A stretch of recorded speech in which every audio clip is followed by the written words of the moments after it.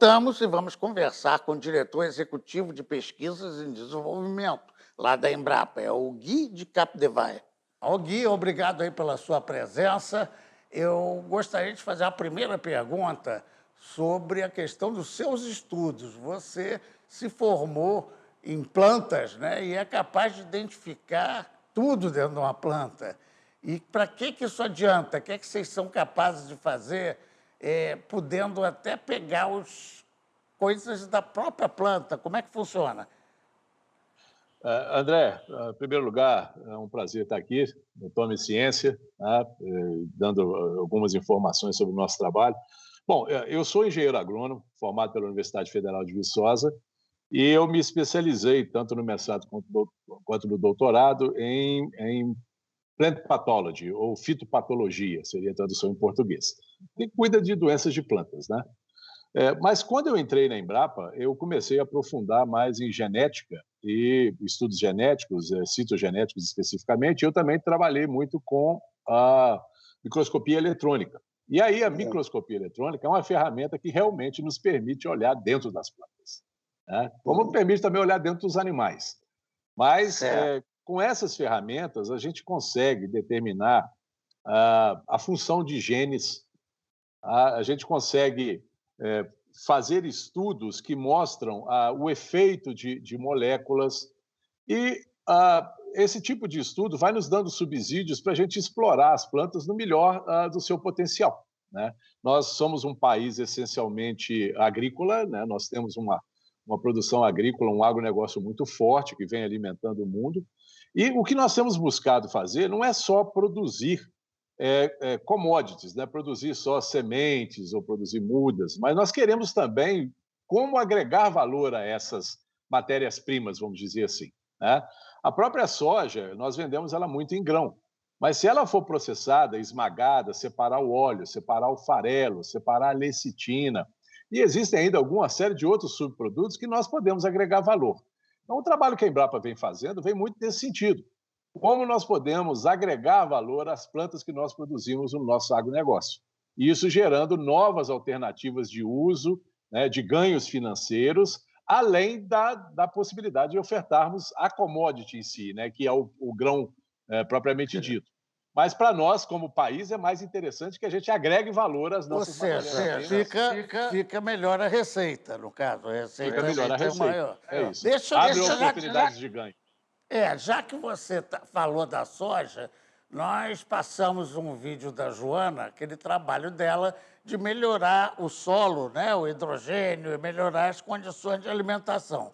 Pelo que eu vi ali, ela ganhou praticamente um terço de espaço, né? O que você fazia antes em 1.000, você passa a poder fazer em 600, né, em termos de produtividade. Esse é um bom caminho. O outro é vamos dizer, as pragas, né? Vocês conseguem fazer a planta ficar livre de pragas? Sim, deixa eu falar, são duas coisas distintas. Essa primeira aí, que é o trabalho da Joana Dobenheim, foi um trabalho que começou na origem da Embrapa, e ele foi um trabalho onde ela procurou isolar micro-organismos do solo e das plantas que tivessem a capacidade de ajudar as plantas a fixar o nitrogênio da atmosfera. E com isso a gente não precisa adubar com nitrogênio. Então, isso aqui traz um ganho, porque traz uma economia brutal para o sistema produtivo da soja. O simples fato de nós colocarmos uma bactéria associada à semente da soja faz com que ela tire o nitrogênio que ela precisa do ar e não que a gente precise colocar como adubo. A economia anual é da ordem eu diria aí, de 7 a 10 vezes o orçamento da Embrapa para pesquisa num ano. Quer dizer, é uma tecnologia que nós trouxemos que reduz drasticamente a necessidade de aplicação de insumos na cultura. Com relação ao controle de doenças e pragas, nós fazemos uma série de trabalhos que vão desde de adaptação com melhoramento genético das plantas, né, tornando-as mais resistentes, usando mecanismos da genética para torná-las mais resistentes, mas nós também usamos outras ferramentas como o controle biológico. O controle biológico é onde nós buscamos outras pragas para poder controlar essas outras doenças ou pragas. Tá? Então, eu vou dar um exemplo para vocês. Os insetos que atacam a soja, eles se comunicam por moléculas que nós chamamos de feromônios. Essas moléculas, elas têm funções distintas. Algumas delas são moléculas para eles acharem a fonte de alimento, algumas delas são moléculas para eles encontrarem o parceiro, o macho e a fêmea se encontrarem e acasalarem, e assim aumentarem a população da praga. Então, só um exemplo de tecnologias que nós desenvolvemos, nós buscamos resíduo da cadeia de papel e celulose, que é chamado de lignina, né? Lá ela aparece como licor negro ou a lignina Kraft, que é o exemplo que a gente tem, e nós pegamos essa molécula, essa matéria-prima, esse resíduo, e fragmentamos e colocamos esse feromônio nesse resíduo. E aí você joga esse resíduo na plantação e ele vai liberando o feromônio sexual no ambiente do plantio. E o que acontece aí? Isso inunda com esse feromônio e aí o macho e a fêmea não conseguem se encontrar pelo excesso desse feromônio. Geralmente, quando um macho ou uma fêmea libera o feromônio, ele viaja no vento, mas com um gradiente, né, que o macho consegue se guiar por ele. Agora, quando a gente joga nesse formato, com essa lignina, nós jogamos e inundamos com esse feromônio. O macho e a fêmea não se encontram. Ao não se encontrarem, não se reproduzem. Ao não se reproduzir, a população do inseto cai. E aí nós não precisamos usar defensivos agrícolas, por exemplo. Então, são tipos de tecnologia que nós usamos para controlar pragas e doenças. Bem, na questão das plantas é muito comum, né? Plantação em geral ainda, a reclamação por parte de alguns naturalistas de que a planta sofre uma influência e poderia ser danoso à vida. É mentira? É muito importante deixar esse assunto claro. Produtos que matam micro-organismos e plantas são produtos tóxicos, por natureza. Tá? Então, quando você usa um herbicida, você está matando a planta, você está usando um produto tóxico para a planta. Quando você mata um micro-organismo, uma doença, você está trazendo um produto químico, sem dúvida. Porém, hoje, o nível tecnológico por trás da produção desses produtos, se forem seguidas as orientações dos rótulos, nós temos muita segurança em utilizá-los. E, André, o volume de alimentos que nós precisamos produzir para alimentar o mundo não seria possível produzi-los no modelo orgânico que é defendido hoje em dia.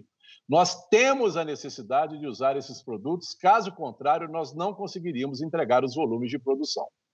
O importante deixar claro é que esses produtos vêm sendo desenvolvidos com uma base científica muito forte. Então, o que se precisa é adotar e seguir corretamente o que é orientado no rótulo, na bula desses produtos, né? Respeitando os períodos de carência, respeitando os momentos corretos de aplicação, e aí sim a gente consegue produzir sem riscos para o ser humano. Agora, quando se usa isso de forma inadequada, aí sim, como qualquer remédio que você tomar em doses erradas, você vai ter problemas, mesmo que sejam remédios que estão aqui para nos proteger, né? Então, a gente precisa diferenciar essa questão. Para se produzir os volumes de alimentos que o mundo precisa hoje, nós ainda temos que contar com esses produtos químicos. Costuma-se dizer, né, que é o trabalho de extensão rural, ou seja, a orientação que vocês fazem a quem planta. Tem sido grande esse trabalho, no sentido de que as pessoas, ou ainda existe muita gente que aplica errado? A questão é a seguinte: a Embrapa, eu preciso esclarecer esse ponto, porque fica uma expectativa muito grande em cima da Embrapa nesse aspecto. A Embrapa é uma empresa de pesquisa e desenvolvimento. O que nós fazemos é produzir as tecnologias. Essas tecnologias chegam ao produtor rural por meio da extensão rural, como você mencionou. Então, nós temos entidades como a Emater, como várias outras órgãos de extensão, principalmente estaduais, são esses representantes que levam essas tecnologias e ensinam o produtor a utilizá-las. A Embrapa até faz isso em alguma medida, mas esse não é o nosso papel. O nosso papel é produzir a tecnologia que vai ser levada por esses extensionistas ao produtor rural. Nós temos trabalhado, sim, André, diretamente com o produtor rural, tentando atender a demandas específicas desses produtores. E aí nós temos feito parcerias com eles, aonde eles nos ajudam a financiar a pesquisa, e claro, eles são os clientes preferenciais desse desenvolvimento. E eles podem, inclusive, levar para o mercado essas tecnologias que são desenvolvidas por demanda específica. Mas a Embrapa tem um papel estratégico também para o país. Por sermos uma empresa de pesquisa científica, nós temos que antever o futuro. Nós não podemos ficar somente reagindo às questões da produção agrícola e das demandas, né, e as necessidades de atendimentos imediatos. Nós podemos fazer isso, mas nós só conseguimos resolver os problemas se nós tivermos pensado lá atrás quais são as soluções para esses problemas. Se nós falarmos em mudanças climáticas, que é a grande preocupação, né, de muitos, e aí é a minha preocupação também, é a preocupação da Embrapa, nós queremos produção agrícola sustentável.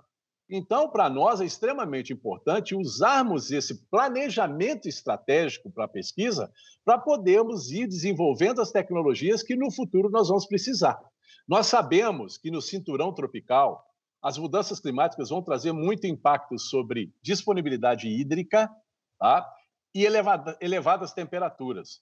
Então, os nossos programas de melhoramento estão trabalhando as nossas espécies, que são usadas para a produção de alimentos, para tentar trazer para elas características que vão permitir com que, quando essa situação ambiental chegar de fato, que a gente vem vendo exemplos, a natureza vem nos dando uma série de exemplos aí de que ela está chegando, nós vamos, então, usar essas tecnologias para trazer resistência a estresse hídrico, para trazer resistência a temperaturas elevadas, para que a gente possa continuar produzindo essas matérias-primas, esses alimentos, nas regiões onde são produzidas hoje. Caso contrário, nós teríamos que movê-las para ambientes menos drásticos, o que seria algo até traumático e complexo de ser feito e, com certeza, atrapalharia a produção de alimentos no mundo. Certo. Estamos falando até agora de alimentos, plantas. A parte agrícola é um pouco mais extensa, ela envolve também melhoramentos animais, pecuária, tudo. Nesse sentido, qual é o volume e o que faz de mais importante a Embrapa? Nós trabalhamos com todas as espécies que o ser humano alimenta. Nós trabalhamos com gado de corte, gado de leite, caprinos, ovinos, suínos, aves, peixes, enfim. Nós trabalhamos com todos esses animais. E nós fazemos trabalhos de genética, trabalhos de desenvolvimento de sistema de produção, que vão aperfeiçoando a produção desses animais. Eu vou dar um exemplo para vocês. A pecuária brasileira, ela tem características no seu processo produtivo que são altamente sustentáveis, e a gente tem tentado mostrar isso. Recentemente, nós lançamos um documento cujo nome é Efeito Poupa Terra de Tecnologias 2021. Nós mostramos para pelo menos 8 cadeias do agro brasileiro, soja, algodão, integração lavoura-pecuária-floresta, frutíferas, suínos e aves, etc. Nós, então, fizemos estudos e mostramos o quão a adoção de ciência teve efeito de poupar ocupação de terra. Vou dar um exemplo para vocês. Cultura da soja. A cultura da soja, nós produzimos aproximadamente 260 milhões de toneladas de grãos na safra que foi de 2019 2020. O total de grãos produzidos no mundo foi da ordem de 250, desculpa, no Brasil foi da ordem de 250 milhões de toneladas em 65 milhões de hectares. A soja contribuiu com 121 milhões de toneladas desse volume total de 250 milhões de toneladas, em uma área de 36,9 milhões de hectares. Se nós estivéssemos adotando as ferramentas tecnológicas que nós adotávamos na década de 70, para produzir o mesmo volume que nós produzimos hoje, com as tecnologias de hoje, nós teríamos que ampliar em 195% a área ocupada com plantio de soja. Como nós adotamos essas tecnologias, nós hoje ocupamos 70 milhões de hectares a menos do que nós teríamos que ocupar para ter o mesmo nível de produtividade daquela época, quer dizer, dessa época, com aquelas tecnologias daquela época. Vou dar um outro exemplo. Nós produzimos algodão na década de 70 em 4 milhões de hectares e produzimos aí em torno de 1 milhão de toneladas de pluma. Hoje, nós produzimos em 1,5 milhão de hectares. Olha a diferença. Em 1,5 milhão de hectares, nós produzimos 4 milhões de toneladas de pluma. Ou seja, nós diminuímos em quase 3 milhões de hectares a área plantada e quadriplicamos a produção nessa mesma área. Então, esse é um efeito poupa-terra e um efeito de sustentabilidade que tem que ser chamado a atenção, porque o fato de usar defensivos agrícolas não quer dizer que a cultura é inimiga. Não, pelo contrário. Como eu falei antes, se nós usarmos os produtos químicos da forma como eles são orientados para serem usados, nós teremos muito menos impacto. E isso traz sustentabilidade. E isso mostra, com essa redução de efeito poupa-terra, que essas culturas têm avançado muito cientificamente e tecnologicamente. E isso graças ao nosso produtor rural, que é um produtor aberto à ciência, aberto à adoção de tecnologias. Caso contrário, André, nós não seríamos o maior produtor de alimentos do mundo ou não estaríamos nesse patamar hoje, como nós temos. Tá? Tá, agora tem um aspecto aí, quer dizer, vocês não vão conseguir melhorar a qualidade do arroto. Desculpe falar dessa maneira, mas é o correto, né? O regurgitar, né, que o gado produz é culpado por um bom percentual dos nossos problemas com carbono no meio ambiente. Tem solução? Sem dúvida nenhuma. Deixa eu te explicar uma coisa. Nós até podemos fazer melhoramento genético para tentar diminuir esse arroto aí, vamos chamar assim, vamos tratar isso nos termos leigos, né? Mas a questão é a seguinte: isso é algo muito difícil de fazer, né? Você vai parar de arrotar? Vamos falar do arroto da humanidade, né? Os seres humanos somos muito mais do que nós temos em termos de cabeças animais, né? De gado, né? Estou falando para a produção agrícola. E nós vamos parar o ser humano de arrotar? Não, isso não faz sentido. O que nós temos feito? Desenvolvido sistemas de produção que compensam esse arroto. Então, hoje, a integração lavoura, pecuária, floresta, e aí você pode adicionar até a integração de energias renováveis nesse contexto, trazem soluções e redução de emissões que compensam a emissão pelo arroto do gado. E é assim que a gente vai conseguir contornar isso. Porque nós não vamos conseguir parar de produzir o arroto do gado e outra, nós não vamos parar de comer gado tão cedo. Né? Mesmo que venham todas essas tendências e o consumidor seja cada vez mais exigente, nós nunca substituiremos, ou pelo menos não em muito tempo, a proteína que nós precisamos e que é obtida do gado. Obtida no leite. E outros animais também, né? E outros animais, sem dúvida nenhuma. Então, o que nós temos que fazer é desenvolvermos sistemas de produção que compensem com a redução de outras emissões e aí a gente traga um balanço, né, dessas emissões pelo arroto do gado. Mas isso é assim, me desculpem, né, os naturalistas aí, mas nós temos que tomar cuidado com essas coisas porque nós precisamos continuar comendo e as soluções tecnológicas não estão disponíveis para se evitar essas coisas.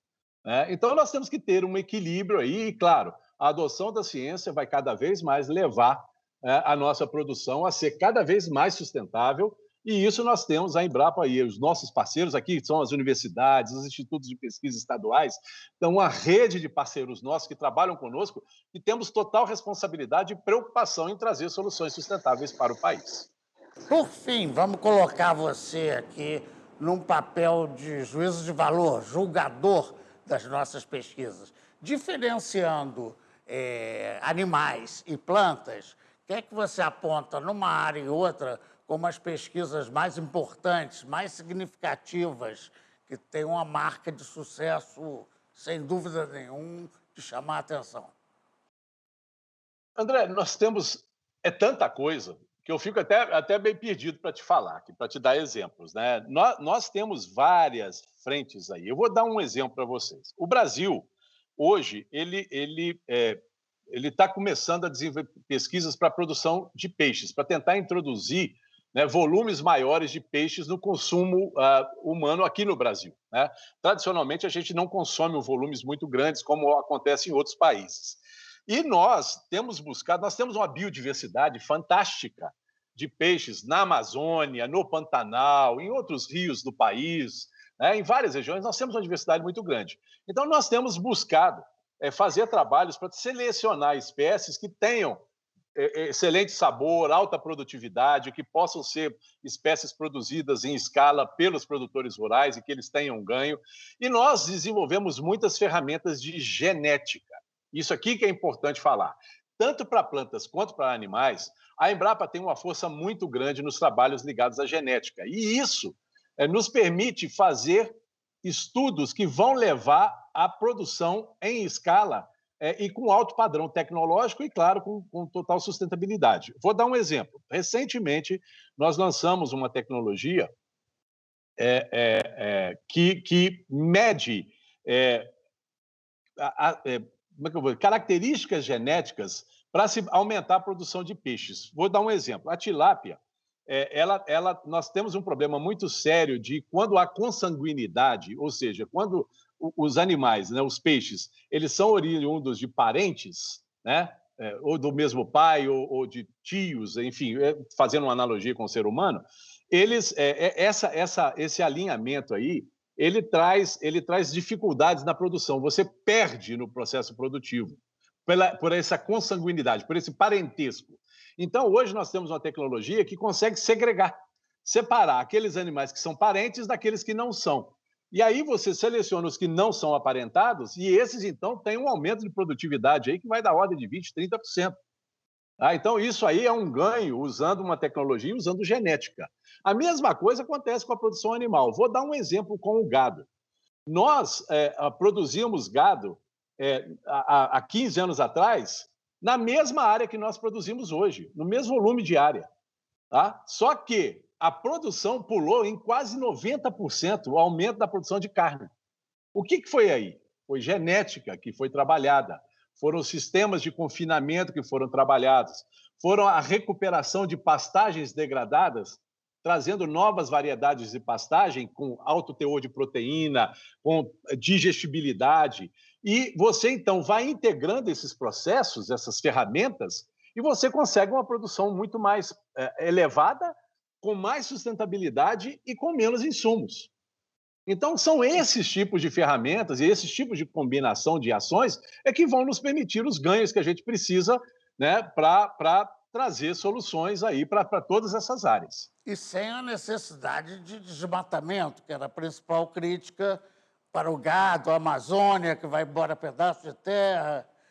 Vamos pensar aqui uma coisa importante, tá? A Embrapa, ela não discute esse assunto de queimada e de desmatamento, porque ela produz soluções para se evitar isso. Tá? Então, nós não entramos nesse debate, porque esse debate tem outras raízes. O desmatamento pode estar acontecendo ali, mas ele tem outras motivações. E, claro, existem alguns movimentos irregulares. Mas o grosso do nosso agro, a maior parte dos nossos produtores, são altamente tecnificados, são altamente sérios e não fazem esse desmatamento. Hoje nós temos ferramentas legais para isso. O CAR, o Cadastro Ambiental Rural, ele tem regras definidas para um produtor poder explorar sua área. Ele tem um mínimo de vegetação que ele tem que deixar. Se for uma vegetação próxima a ambientes naturais aí que nós temos que não seja, por exemplo, o cerrado, você tem que manter ali no mínimo 20% de vegetação. Se você está no ambiente do cerrado e próximo à Amazônia, você tem que deixar 35% de vegetação. Então, existem ferramentas. E a Embrapa tem uma série de tecnologias para evitar fogo, série de tecnologias que permitam a exploração sustentável da floresta. Nós temos uma diversidade fantástica que gera um volume de ativos enorme. Esses ativos, moléculas, espécies, enfim, esses ativos eles podem ser coletados, amostras dele, nós podemos trazer para o ambiente antropizado, ou seja, onde o homem já ocupa, desenvolvemos a ciência que vai dar suporte a essa produção, trazemos as alternativas e produzimos esse ambiente antropizado sem precisar derrubar uma árvore sequer. A coisa importante de ser dita é que nós temos base científica. Há 9 unidades da Embrapa na região amazônica, na Amazônia Legal. Então, nós temos a ciência ali disponível. O que nós precisamos é do aporte financeiro necessário para a gente dar os saltos que a gente precisa dar, como demos no passado em algumas áreas. Você citou aí o trabalho da Joana Dobenheim. Então, nós precisamos também garantir que essas ações científicas que estão já postas lá sejam intensificadas para que a gente possa trabalhar com as comunidades dali, porque nós queremos aquela população ganhando dinheiro, nós queremos aquela população saindo da miséria. E como é que nós vamos fazer isso? Trazendo tecnologias, trazendo alternativas de exploração sustentável daquele ambiente. Nós não vamos esperar que essas pessoas saiam de lá para poder viver. As pessoas nasceram lá, cresceram lá, têm suas bases fundadas ali. Por que não trazer a ciência para ajudá-los a ganhar valor, para ajudá-los a se sustentar, a ter possibilidade de produzir, de contribuir com a economia do país, mas fazer isso de forma sustentável porque estão embasados em ciência e tecnologia? Essa é a nossa meta dentro da empresa. Tá? desmatamento, fogo, nós somos contra. Mas nós temos tecnologias a ofertar para a população para que ela não precise se basear nesse tipo de coisa. E é isso que a gente tem que propalar mundo afora. Se o Brasil fosse desprovido dessas tecnologias, até faria sentido essa agressão, esses ataques que nós sofremos. Mas não, não é verdade. Nós temos tecnologias para poder evitar isso. O que nós precisamos é de ações que realmente ponham um freio de arrumação nesses desafios que a gente tem aí, porque são as ações ilegais que levam a esses problemas, e não as ações legais. Né? Só para concluir, culpar os nossos agricultores de forma generalizada é um equívoco. É um equívoco. Eles não podem ser responsabilizados porque isso está acontecendo numa região, a maior parte da nossa produção agrícola está no resto do país. Né? Bem, Então, é importante deixar isso claro. fica bem claro também que depende de uma vontade política, são questões que ultrapassam a capacidade científica da Embrapa. Nós queremos agradecer aí a tua presença, que vamos mostrar nesse programa muitas dessas pesquisas, né, e suas consequências diretas, e vamos conseguir provar, né, assim, que a ciência tem uma importância fundamental na agricultura e no resto da produção brasileira. Obrigadão, hein? Sem dúvida, foi um grande prazer. Nós vamos produzir também um documento que esse do Poupa Terra vai continuar produzindo para outras cadeias, mas vamos produzir um também das tecnologias Poupa Água, para deixar bem claro que nós temos como produzir com sustentabilidade ambiental. André, muito obrigado, foi uma grande oportunidade. Ficamos aí à disposição, contem sempre com a Embrapa. Obrigado. Um intervalo rapidinho, mas não sai daí não. Voltamos já já com exemplos de muitas pesquisas agrícolas.